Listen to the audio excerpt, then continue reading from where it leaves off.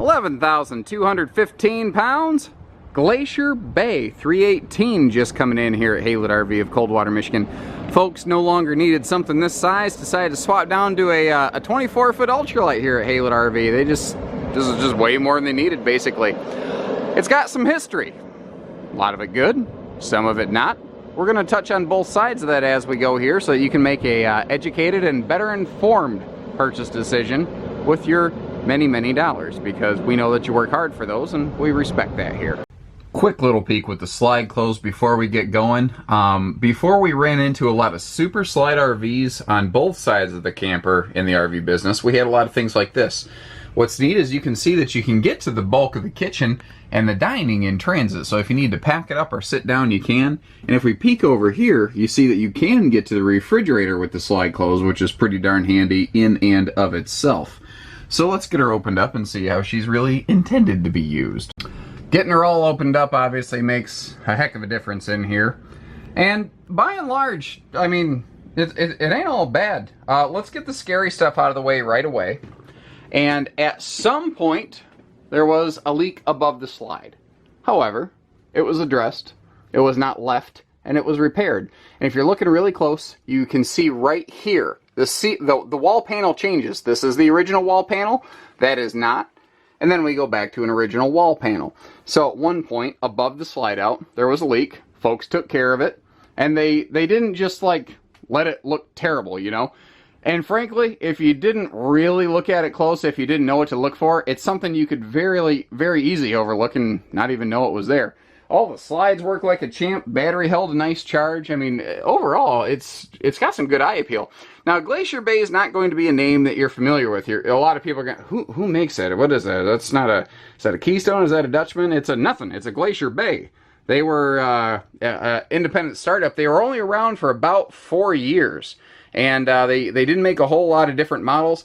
I think that they had a good idea. I think they had a good thing trying to go on here. I think that they just hit the market during the, right before the whole RV recessionary period landed through that 2008-9 period. And I just don't think a young company like this had the financial solvency, I guess, or whatever fancy Wall Street word, I don't know, to be able to absorb a time like that. Now, there is some stuff on here that is really jazzy and upscale for a fifth wheel in this size and class. Like the dining arrangement with the full padded button back chairs, those are pretty nice. It's got a nice, good, light, bright, modern appeal to it. There's actually some things that are pretty current even in today.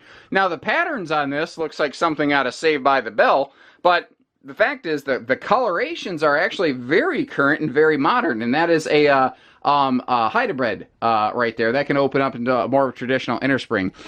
Big super slide over here, full 36-inch deep. Windows all the way around for lots of airflow. Even airflow windows on both sides of the rear chairs back here. Now, whatever the original chairs were are gone. That they have been removed and replaced with a pair of, I guess you call it like his and hers, Euro recliners, ebony and ivory. But the point is, these things are lightweight. And this, as far as I can tell, this has had two owners. So the original owner maybe let it fall into a little state of disrepair. Second owner said, okay, I'm going to put some chairs in it. I'm going to fix that up. We're good to go.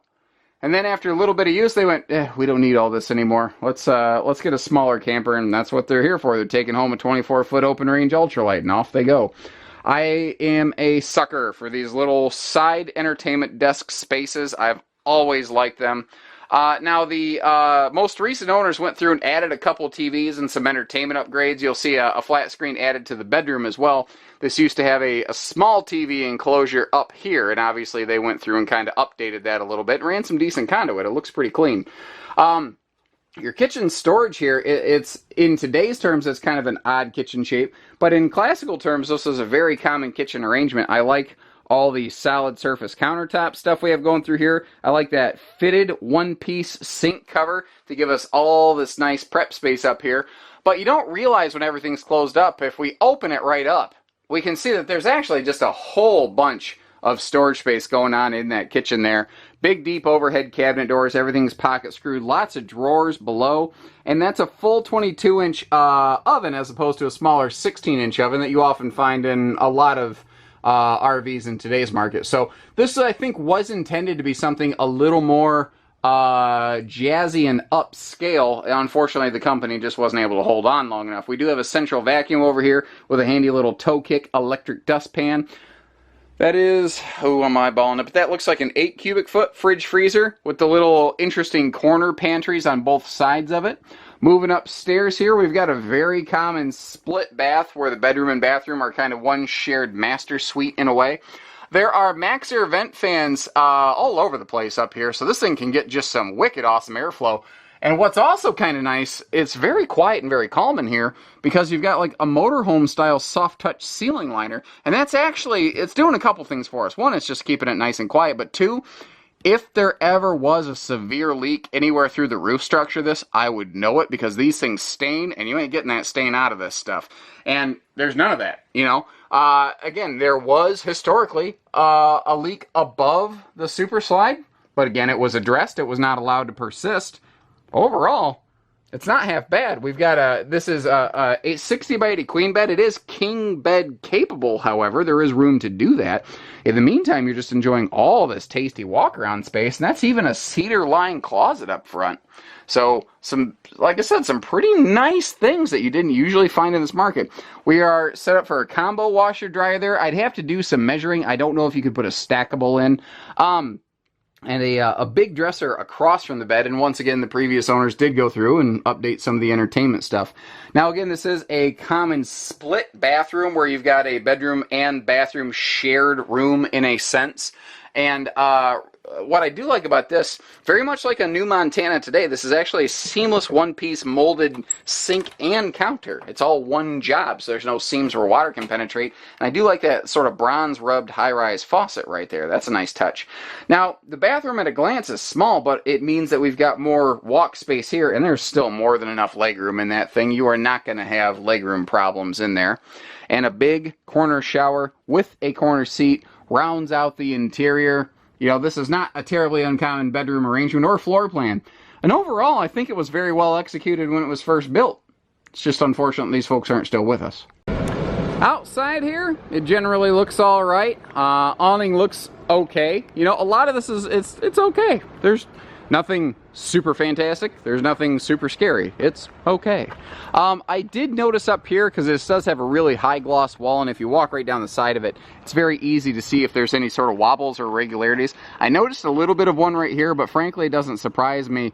A lot of RVs built during this time period, as they were phasing out of upstairs master suites like we saw, you would see towing stress kind of wobble this area of the RV. So it's kind of just a little bit of just a tow stress delamination, because you can pound on this thing and you can tell that it's solid below. There wasn't water beneath it.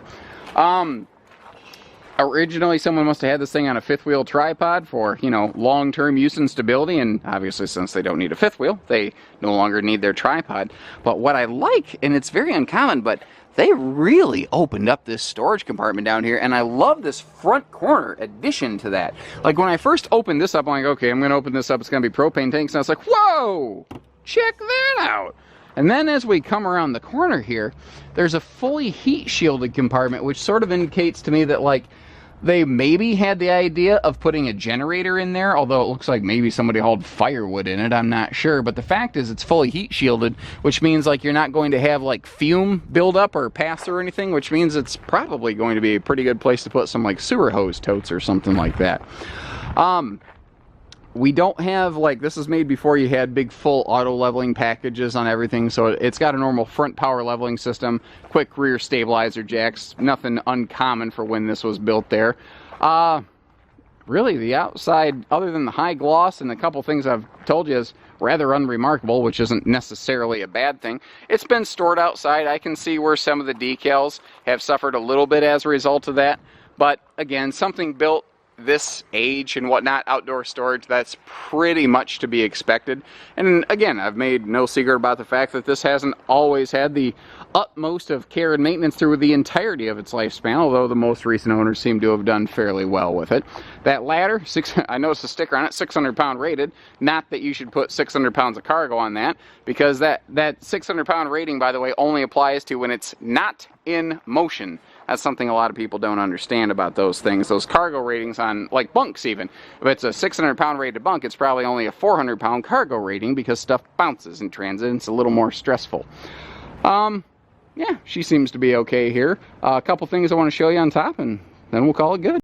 Hasn't been used recently, so the roof needs a decent cleaning. Looks like it hasn't seen any attention up here in a little while. Maybe the top of the slides could use a little upkeep as well. But overall, I mean, yeah, it's definitely had some rough points. I have made no secret about that up to this point. I can see where there has been a little bit of touch-up and upkeep around some of the seals historically. The front termination strip here, it does look like it's right on the verge of giving up the ghost. That's something that I'd probably recommend addressing very shortly after ownership. Indoor storage on something like this would probably always be a good idea, but frankly, it's a good idea on anything. It looks like maybe there was some kind of bump or scuff, like maybe a tree branch right here, but that's been caulked over and you know, addressed. So, like the rest of the RV. Is it perfect? No. Is it dead? Also no.